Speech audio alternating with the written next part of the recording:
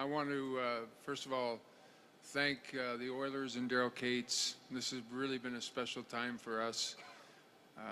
We were kids back then, and Glenn used to always tell us that this is something you guys will take forever. It's history, and the memory of winning the Stanley Cup is something you'll never forget, and he was so right. It's a special group, and I wanted to just really take the chance to thank all the players for coming in, the trainers, the coaches, Glenn, Teddy, John, and of course Peter Pockington, who was the owner of the team that brought this franchise to the city of Edmonton in 1979. And for us, we're just really proud of the fact that we're Edmonton Oilers and we had a chance to win a Stanley Cup and play in this city. So thank you to everyone for coming. And I know we're going to have a great few days, and I hope you guys enjoy the time too. Yeah, I never finished high school, so this is my first actual reunion. So it's great to be here. I think the first thing that comes to my mind is what a great time that we had back in the 80s and leading up to this Stanley Cup, and the little bit of heartbreak that we had until we finally won the championship in '84. And the collective group of people that are on the stage right now, we're all responsible for that cup and many of the other ones. And I see some young Oil Kings sitting in the stands up here, and I think the thing that every one of us on the stage would say right now is that you can't win a championship on your own, and it takes a collective group effort. And I can't tell you how many times that we talked about what it was like to play for the Oilers back then, and I can only say that it was the most incredible, unselfish group of players that probably any of us have ever played with. And I guess in order to win 5 Stanley Cups in 7 years, it takes that kind of commitment to the group, not to the individual. And like Wayne said, it's an honor to be here. It's an honor to be speaking on behalf of the team. And I'm sure everybody will have a chance to get the comments from everybody else later in the program. But great to be here. I see a lot of familiar faces from back that were covering our team. I see some new faces from the team and from the press. But it's just an honor to be back in Edmonton and celebrating one of the most incredible times in the history of the National Hockey League. Thank you, Wayne and Mark. Well, indeed. All right, our two roving mics are lovely Andrea in the red, or excuse me, in the blue, and Kelsey in the white, colorblind. Jonesy, go ahead. Start with Wayne. Can you talk about the number of phone calls that you and others had to make to get all this group here? And you know what? That's the thing about this group. You put sort of one guy in charge, and we were lucky that Kevin and his staff, and then Barry Stafford really took the bull by the horns. And Mark said it best 3 minutes ago. It was a really unselfish group. And when we said, you know what, this is going to be a fun event, we'll raise a lot of money for charity, and selfishly, we'll have a great time. And it's one phone call for this group to be together. Glenn used to always say, you know, we had an itinerary, and we used to always say, well, it's not really an itinerary, it's just a guideline, because everything always changed. And with this group of guys, though, everybody just always jumped in. And I think, as to a man, we're more excited to be here than maybe the city is to have us here. Next question. Just put a hand up so I can see you. Don't be shy. This is the first time I've seen this media mass speechless.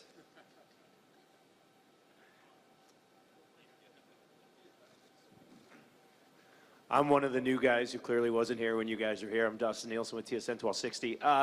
For Wayne or Mark, did you guys realize at the time when you guys were winning your first cup, not only the impact you're making on the city, but on the league and the game in general? Because you guys kind of changed the way it was played. Did you realize at the time? I don't think we realized it at the time, because you're so busy just trying to, you know, a lot of us came here when we were 18 years old. We're just trying to hang on to the rope to stay in the league when we first got here. But I think a big influence from the Oilers came from the WHA and the great European players that came over there. And Glenn being the coach of some of those and seeing the great players in Winnipeg and around the league kind of really brought that influence into the Oilers. And I guess the other part of that is that, you know, we were scared to death, and the way to stay out of trouble was to skate as fast as we could out of there against the big bad Flyers and all the other big teams in the National Hockey League. So skating really became a staple of our game, and the free flowing. I remember being playing on the line with Ron Chipperfield and Bill Cowboy Flett, God rest his soul, and it was the middle of the game, and I ended up somehow over inside our zone on his side of the ice there, and he looked at me, he says, "Get the hell out of here!"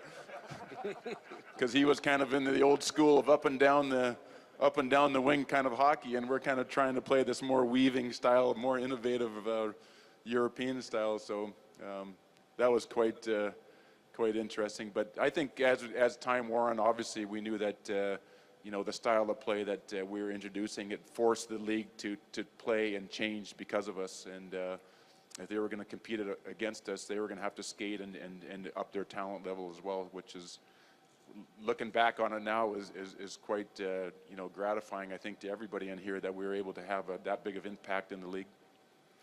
We have a question in front. Derek, go ahead. Hi, Paul. This one's for you, I guess. Can you just give us your reaction when you were contacted about this reunion? I imagine it'd been a long time since you'd seen some of these guys.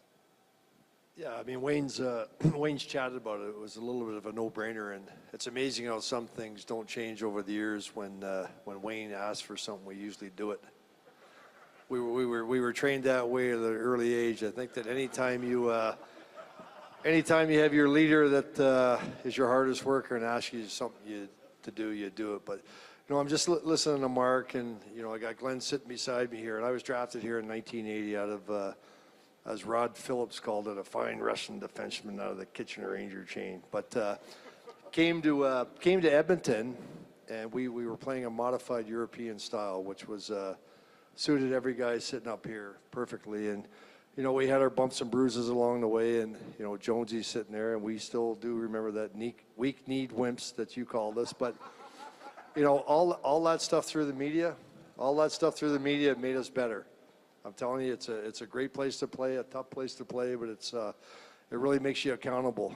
You know, when you sit back and you look at the trials and tribs we had along the way, you know, and what John and Teddy and Glenn, not especially John, but John Muckler was very instrumental in breaking everything down for us. And I think that the Islanders that first year, they beat us 4 straight, and we knew we were better than that, at least for a win or two, and we didn't get it, and we came back the next year, and Muck kind of devised a system to get us out of the end without taking away from our creativity, which Glenn here wouldn't allow it. He wanted us to be a fast skating team, and if you look at that last game, you know, we're up 4-0 going into the third period, and we're all racing around like a bunch of kids. You know, we're going to do this, we're going to do that, we're going to do this, we're going to do that. And I remember Lee here sitting to my left saying, "Guys, just relax. We're going to go out there and play the way we do." And that third period, I believe it was LaFontaine who went out and got 2 quick goals. So you want to see a bunch of pro hockey players with their manhood shrink. That was us real fast. But if you watch that last game, you'll see Slats on the bench, and you can read his lips, and he just says, "Relax. Just keep playing." And that's what we kept doing. We had 2 forecheckers, 1 guy high, and we played the way we did. And I'm not sure what I'm going on about here, but Gretz called. We're here, and it's going to be a great time. Thanks. Let's go to Mark. And Go that's ahead. how he played defense. He just kind of went with it.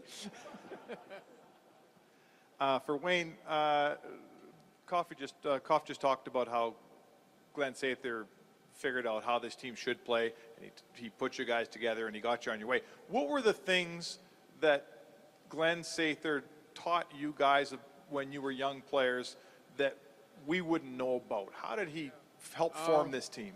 Well, that's pretty easy from my point of view, and you probably agree. He was probably harder on us than our parents were.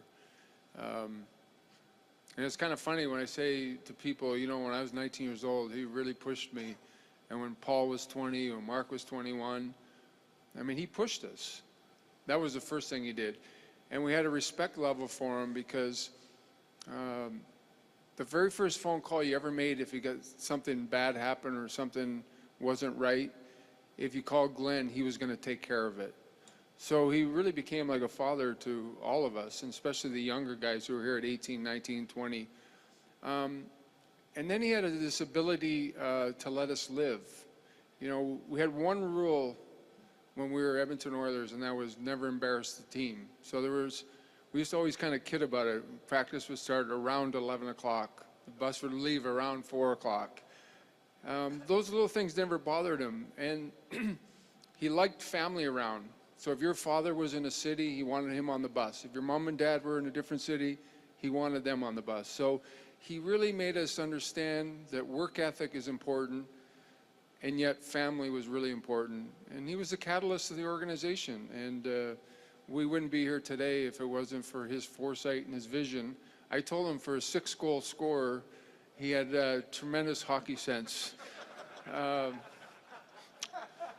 Because he really believed.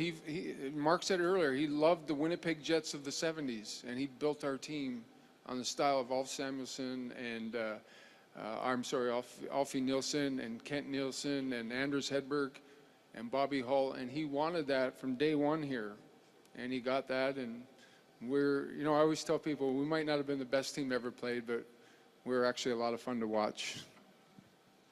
Question back here for Glenn. Mindariwal with CBC. Glenn, when you guys won the cup in '84, did you know that this was going to happen again? Did you have a feeling that these guys could be unstoppable and win 3 more the way they did? Absolutely. I thought maybe 10, 12 more. I don't think anybody can tell you you're going to continually win. There's so much that goes into a team, and the spirit inside the team and how it functions, whether you've got the right trainers, the right doctors, the right owners, injuries. There's 1,000 things that happen during a season, and you can have the greatest talent in the world, and for some reason, if something goes wrong, there's no guarantee in hockey. This is a tough league, and it's a tough sport, and you can see by the look of all these guys here how tough they are after going through what they've gone through. And it takes a lot of hard work. You know, this team played, I think, 104 games that year that they won. Plus, we played 11 exhibition games in those days. And we used to practice 40 or 45 minutes almost every day, and we never had a charter. So these guys put up with a lot. And they had to put up with me, and that's not easy. But they're a great bunch of guys, and I've always said since the beginning that a great coach is only made by great players. You know, we just stand by the gate and open it and let them go. And I used to say that to them all the time. Let's go. Have some fun. Thank you. We'll go to the middle here. Question. It's working. Question for Wayne, Dean Millard from TSN 1260. That famous story about walking past the Islanders dressing room after you had lost and realizing what you guys had to do. Was there any one particular player on the Islanders that you particularly took something from that said, that's the level I need to get to, or anything like that? I don't think it was one particular player. They say sometimes you got to lose to learn how to win, and I think we understood that after '83.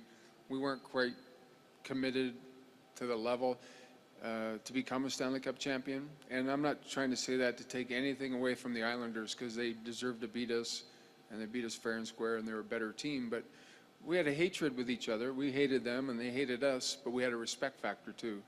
We respected them as a team, the individual players they had, and we learned so much from them. And we probably, as much as we all knew and as hard as we played, winning that Stanley Cup had a lot to do with the fact that we had learned from the Islanders. And so, you know, when you walk out of the Stanley Cup final, if you can walk out of there, you didn't do your best, because it's physically and mentally demanding, as Glenn said.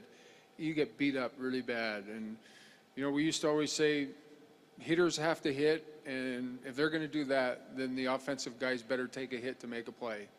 And that's what separates champions from good teams. And so, as a group, everyone did that. Terry?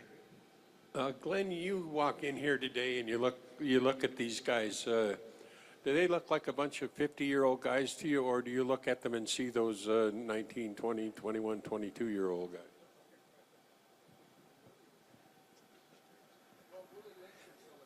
Yeah, Willie looks pretty good. Yeah, I mean, I see them, you know, like you see them. But I remember everything about them. I remember all the incidents and the fun and the games that we had. I can remember 1,000 events that I'm never going to tell you guys about.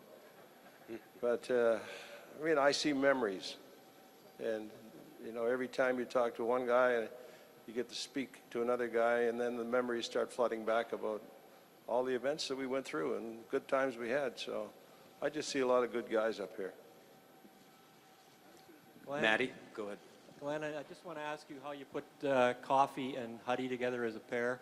And I want to ask Koff about playing with Charlie Huddy. Gretz has got the answer right there. Nobody wanted to play with me. Nobody could figure out how I played. I remember when Slats put us together, and I walked in the dressing room and I said, Charlie, I got some good news and some bad news. The good news is you're playing tonight. The bad news is you're playing with me. And if in doubt, get it over. But, I mean, Charlie, I do remember we practiced at Father something, that real cold rink, Slats? Father Bauer or something? Because we were out there freezing our butts off, and Slats came out with a fur coat on, skating around at practice. And Charlie had just come up from Wichita, I believe. And, you know, you could tell from first practice that he belonged.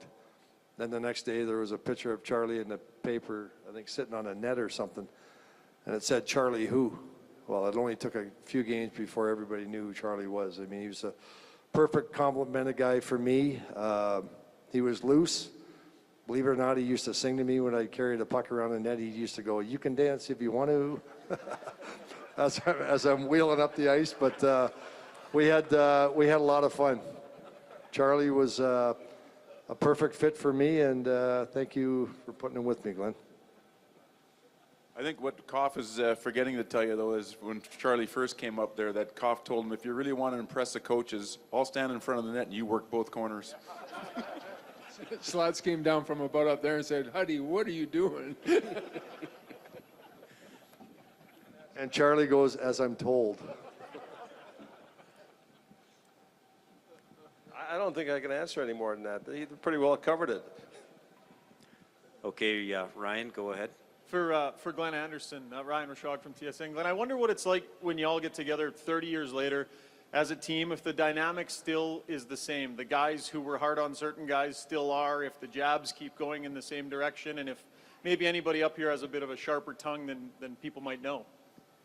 Well, that's what makes this group so unique and different and special, because of the fact that everyone's got a sharp tongue. And you better have rhinoceros skin, otherwise you're not going to survive with this group, because on the way out, there's like that, Koff used to say, the best time is the 20 minutes before going on the ice. And if you can get through those first 20 minutes before stepping onto that ice, of all the comments that the guys have against each other, you can get through anything. And what else is really special is once we walked through that threshold of the door, they were your brothers, they were your family. You all became one. All the individual stuff that was outside, any outside noise, all went away, and everything was so special in that room, and that's what made this group so great. Thank you. Two more questions. We got one at the back. Go ahead. Sorry, Dean from Canadian Press. It's pretty much for anybody on the panel. If you took the team from '84 and put them on the ice today in today's NHL, how would they fare? Just repeat it again for Yari. You missed it. I missed that question, sorry. Where's Tick? He'll repeat it. Sorry, I missed that question. It's okay. I'm just wondering how the game has changed in the last 30 years. If you put this team on the ice today, how would it do? How would it fare? Score is right there. Surely the games have changed, there's no question. I think that the players are bigger and faster these days, that's for sure. You know, I've been involved in hockey for many years, but skill levels for this team, for example, you know, you can't beat that the way this team played those years. It's just amazing. not only the first two lines, I think that our third and fourth line was a very key part of this team. You know, everybody keeps forget those guys, how important they was in this hockey club. You know, and it was a group. Team was always winning, not because of Wayne or Mess or Kevin. It's always a team who won. That was very important for us. Thank you. Okay, I'll take a little stronger stance on that and say that we would fare very well. And just to make a point that the players are faster, that may be true, but Mike Gartner still holds the fastest time around the rink for any hockey player in 12.2 seconds. I think the difference nowadays is that players are probably trained better so they can sustain the shift longer. And I would argue to say that because of the guy sitting to my left here, I would stack us up against any team on any day in any era, and I would take our chances. All right, we're going to end the formal part of the media availability. The team is going to go back into the dressing room. Can you just give 1 second? I Oh, want to thank definitely. everyone for coming. But I want to thank especially the European guys. Puz, Yaroslav Puzar here. We have Manny Väisänen, one of the scouts, is here. Where's Manny? He's sitting in the stands. Raimo Suminen. Mike Zanier lives in Sweden, am I right? Am I missing any other European guys? Willie, of course. Willie Lidstrom here, looks like he can still play. And, of course, the greatest right winger ever, Yuri Curry. So thank everyone for coming. And listen, who else is? Oh, and Shardy, Rick Chartraw came from Australia. I didn't know that, sorry. Shardy, all right. And Donnie Jackson coaches in Munich, Germany. Donnie? Red Bull in Munich, Germany. And, of course, we say this all the time, Mark, Kevin, and I, Paul, the real captain of our hockey team in all those years was Lee Fogelin, and it's great to see Lee here. So thank you, everybody, for coming. Thank you.